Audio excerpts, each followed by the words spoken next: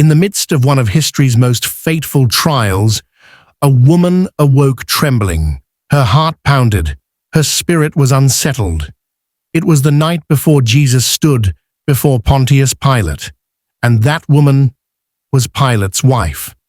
Matthew 27:19 records her words, "Have nothing to do with that righteous man, for I have suffered many things today in a dream because of him." A single message, delivered through a dream, a desperate warning from heaven, or a haunting cry from conscience. Pilate's wife had no name recorded in Scripture, yet her voice echoed through eternity. At a moment when political power, fear, and spiritual blindness collided, she became the only voice of truth in the governor's house. While priests conspired and soldiers mocked, God spoke, not to a prophet, not to a disciple, but to a Roman woman through a dream. Pilate heard her words, but fear of man outweighed the fear of God.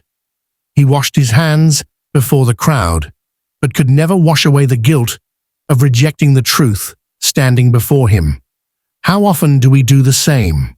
How many times does God whisper warnings into our hearts through dreams, convictions, quiet signs, and we silence them for the sake of comfort, pride, or acceptance?